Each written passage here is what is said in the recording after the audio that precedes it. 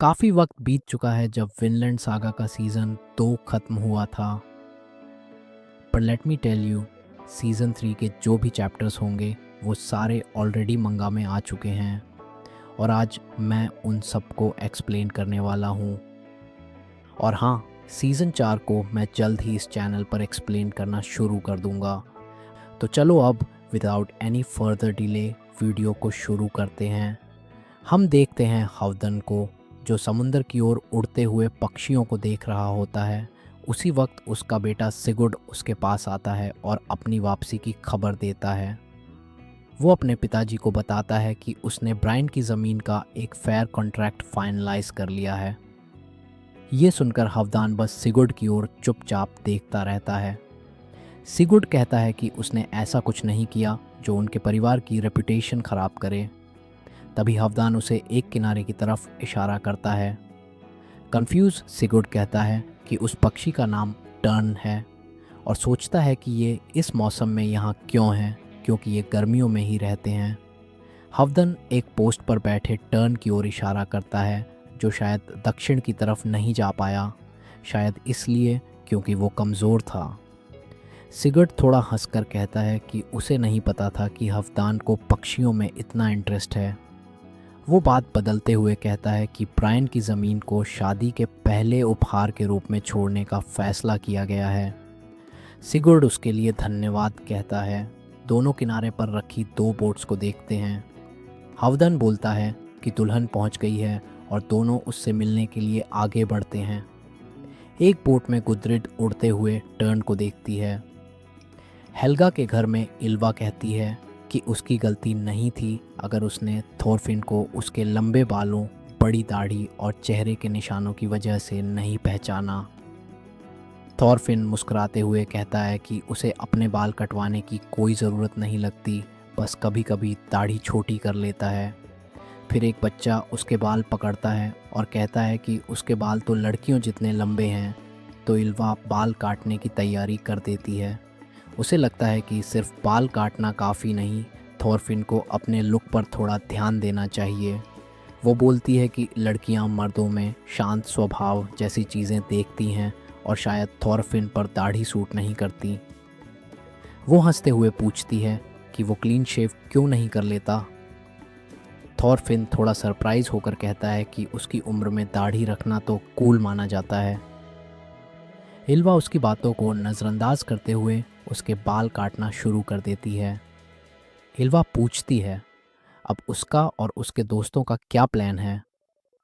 वो बताती है कि संगी के 5 बच्चे हैं जो अब बड़े हो गए हैं और वो अक्सर शिकायत करते हैं कि उनके पिता की मछली पकड़ने का काम कौन संभालेगा।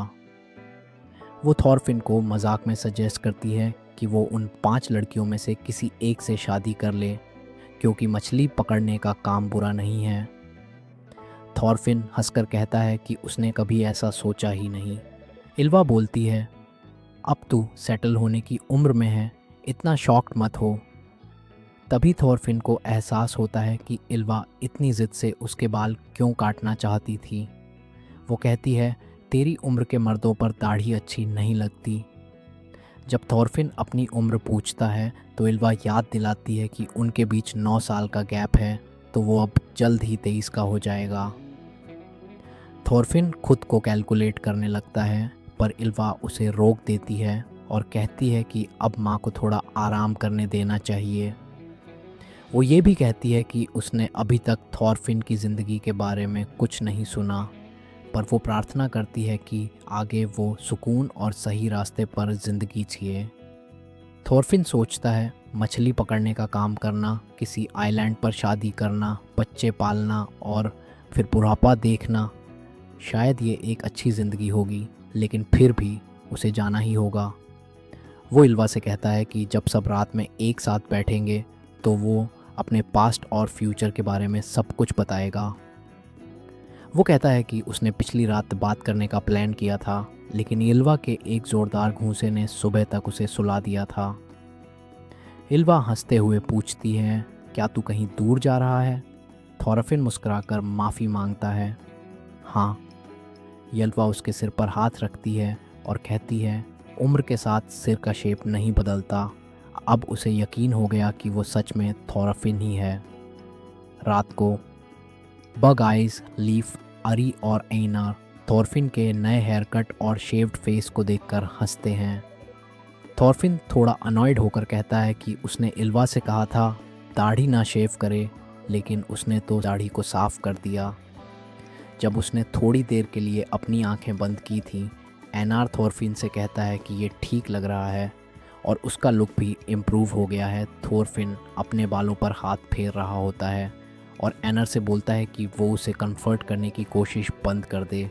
एनर उससे कहता है कि वो इस लुक में वॉरियर टाइप नहीं लग रहा। थॉरफिन समझता है कि अगर एनर की बात सच है तो शायद उसका नया लुक अच्छा है। घर के अंदर फायर कैंप के पास बच्चे सो गए हैं। थॉरफिन अपने परिवार को बताता है उन चीज़ों के बारे में जो उसने 16 सालों में महसूस किया। थॉरफिन के फादर थॉर्स के मरने से लेकर कत्ल के फार्म से चले आने तक। हालांकि वह अपनी कहानी को न्यूट्रल तौर पर शेयर करता है और इम्पॉर्टेंट पॉइंट्स को सराइज करता है, लेकिन उसके सुनने वाले उसके trades of death, destruction, despair, regret, sorrow और रिकवरी को सुनकर स्पीचलेस हो गए। थॉरफिन उन्हें कहता है कि जो लोग उसके हाथों मारे गए और जो गुलाम उसके डिज़ायर में दम तोड़ दिए, उनके पास भी उसके जैसे एक घर और एक फैमिली हुआ करता था। दैन थॉरफिन कहता है कि उसको विनलैंड के लिए निकलना पड़ेगा, एक पीसफुल लैंड बनाने के लिए। हेल्गा, थॉरफिन की माँ, उसे कहती है कि वह अपनी दिल की सुने। उसने कहा कि बहुत से लोग दुनिया से भागने की कोशिश करते हैं। हेल्गा और थॉर्स खुद आइसलैंड आए थे क्योंकि वो जम्सबॉग यानी कि वरियर की कंट्री से भाग रहे थे। थॉरफिन कहता है कि वह एक पीसफुल कंट्री बनाना चाहता है जहां स्लेवरी और वर्फ ना हो। थॉरफिन हेल्गा के दिलासा भरे शब्दों के लिए शुक्रिया अदा करता है। अरी सोचता है कि फिनलैंड में एक देश बनना मामूली ली बात नहीं है और थॉरफिन को बहुत पैसा चाहिए होगा। उसने पूछा कि क्या थॉरफिन ने कोई तैयारी की है। थॉरफिन कहता है कि उसके पास अभी कुछ भी नहीं है और किसी से लोन लेने के लिए एक निवेशक की तलाश उसका प्लान का एक हिस्सा है जिसके लिए वह आइसलैंड वापस आया। अरे कहता है कि वहाँ किसी के पास इतना पैसा नहीं है जैसे सिर्फ हावर्डन के पास है। थॉरफिन ये बात सुनकर उसको एक्साइटमेंट होता है। एनर पूछता है कि हावर्डन कैसा आदमी है। अरी उन्हें कहता है कि इसके बारे में सोचना भी मत, क्योंकि हावर्डन एक बदमाश है और वो पैसा उधार नहीं देगा। तो ये चैप्टर यहीं पर ख़त्म हो जाता है और ये वीडियो भी। नेक्स्ट चैप्टर एक दिन बाद आएगा। तब तक के लिए लेते रहो ज़िंदगी के मज़े। सयोनारा।